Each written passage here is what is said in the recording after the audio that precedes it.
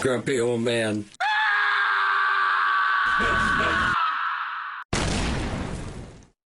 There we go. Hello, Pete. What a coincidence you are here. By coincidence, I have 3 cameras from you pointing on the table and a few albums we can talk about.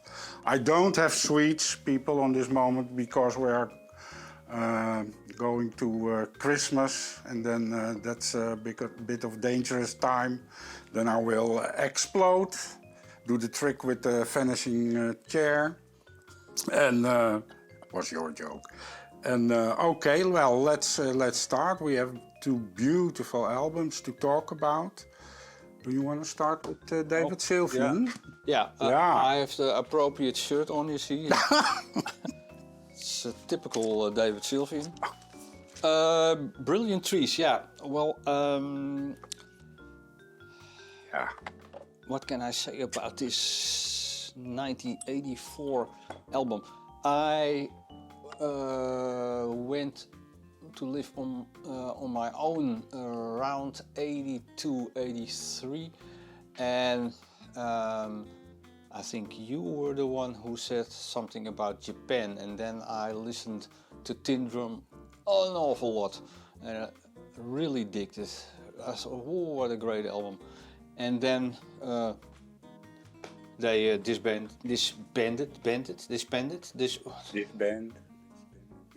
I'm not sure what the exact word is. Went separate ways, and not too long after that, there was a solo album by David Sylvian. So I was really curious, and it doesn't sound really Japan-like, but there were elements in there, and to be honest, I personally think that this album is the most beautiful album I know. When at the end of the 80s, I look back on everything I bought back then.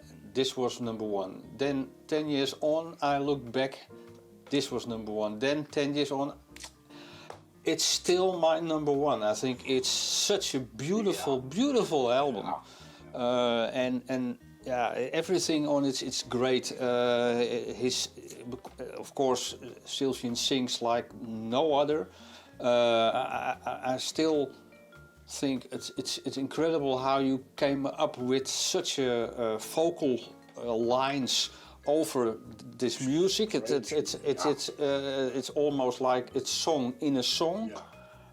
Then he has some incredible players on this album, and of course Holger Sukai also did some things here, and that I think that the way he did these things, he used a dictaphone as a sort of sampler.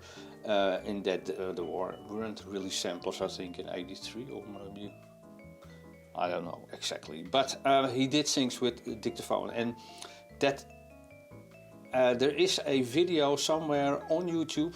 I urge you to search for it, where you can see where he is in the studio with Holger Sukai, picking those moments which are used on this, and that's incredible, great to see. And there's also another funny story. There's another guy on the internet who I really dig his videos. He makes playthroughs of songs with Mick Karn, and he just nails it.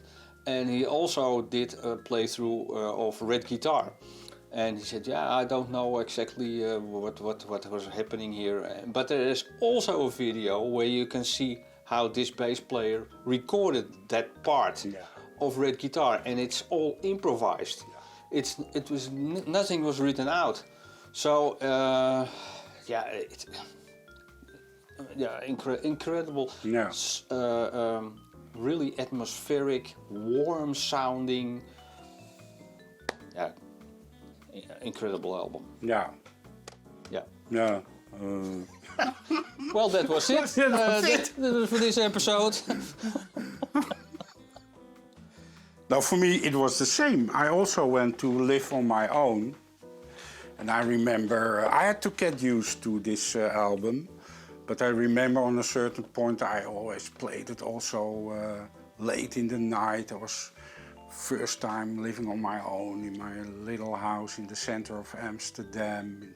5 o'clock in the morning and then this album. But I really had to get used to it, and the moment it really gripped me was when I was on a holiday in Wales, and I had a Walkman. I was walking on my own there besides a river, and then that music, man, it was great. What you say, it's this big, warm, nostalgic sounds. His singing, of course, is great. Of course, we have in the first song Danny Thompson is playing from nice. John Martin. John Martin, yeah. So that's also. Or the second song is, I think, The Ink in the Well, and of course Kenny Wheeler is playing on it. We also talked about him in the episode from Bruford, and some other flugelhorns players are on it. John Hassel and Mark Eisen, of course, is playing on it. And then what you say about this vocal, from how he does it. I especially have it with the song Backwaters. It's with this crazy bass line and rhythm. And then he sings, it's almost on his own. I think, how can you sing on that kind of music? So one of the strangest songs I heard until that time. And then you have, of course, Brilliant Trees. For me, if that song is playing, the time is standing still. I mean, you can sing. I'm not really a lyric guy, but I can sing that whole text. What a lyrics! No escape. Even makes me think a lot of myself even. And now, of course, you have that warm keyboard and flugelhorn part in it. But what I also love about that song is the outro, because every time you think it's been fade out, and then it comes back again. You know, with on the end also all the claps in it, and oh man. I think I liked it more than Japan. Japan, yeah, of course I like Tin Drum, and of course a few other albums, great. But this, when he went solo, it great. Yeah. Yeah. Okay. And then we have.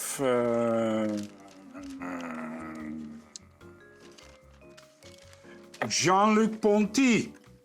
It's my favorite artist, band. We just talked about him in another episode about his live album. Well, I bought this when I bought Gamma, the first Gamma. Went to a record shop and the guy played this one and it went right into my heart, into my mic. And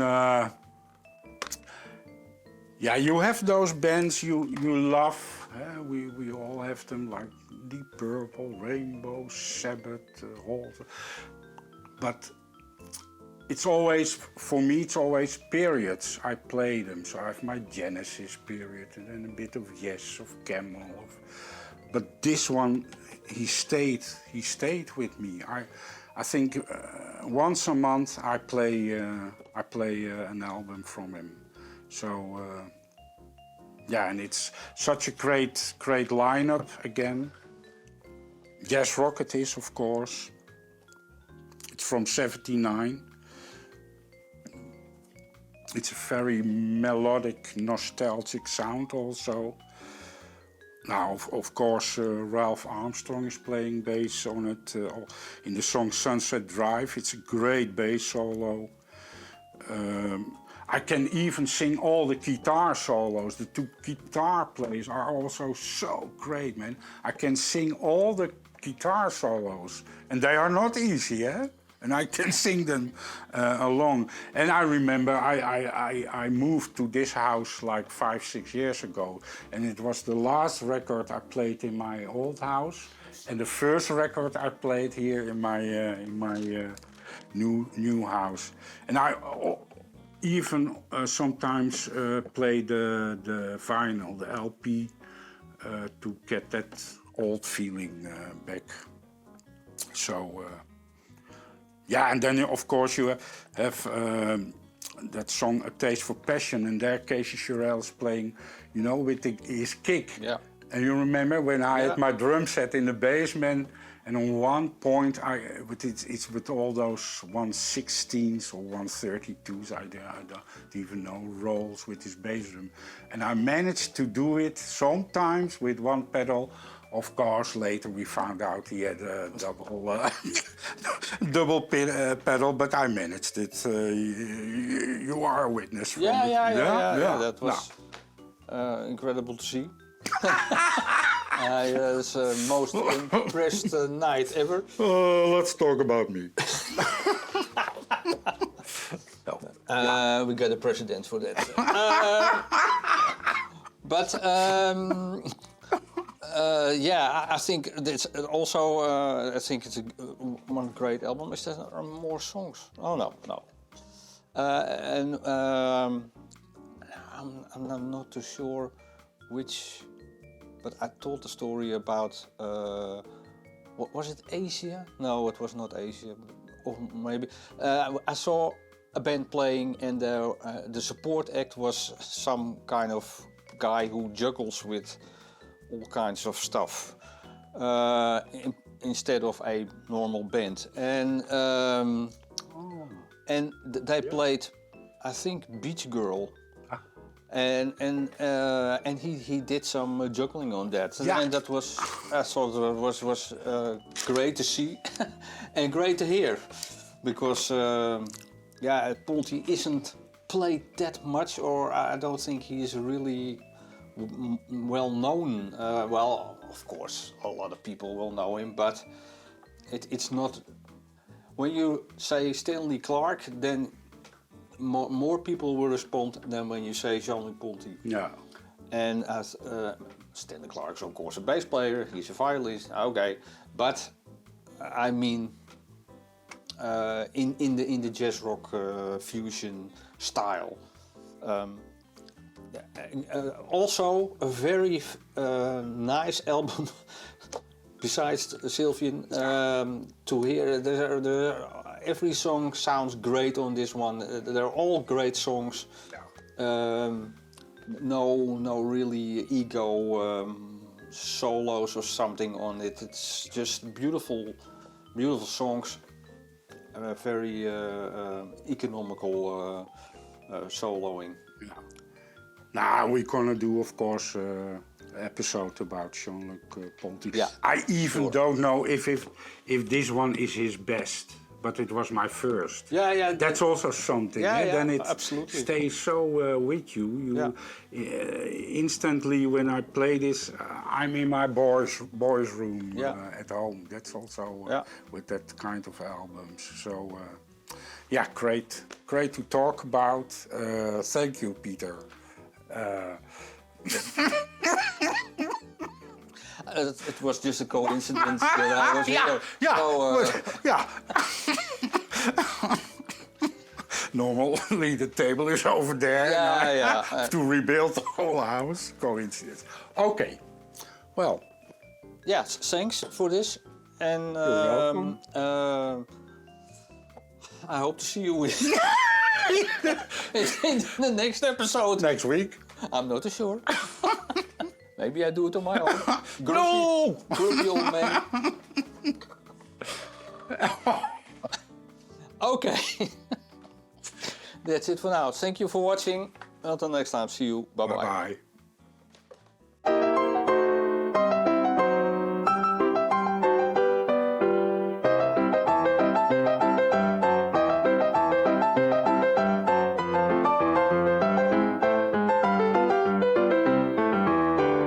was wonderful. Bravo! I love that. Yeah, it was great. It was pretty good. Well, it wasn't bad. Well, there were parts of it that weren't very good. It could have been a lot better. I didn't really like it. It was pretty terrible. It was bad. It was awful. We're doomed. We're dead already.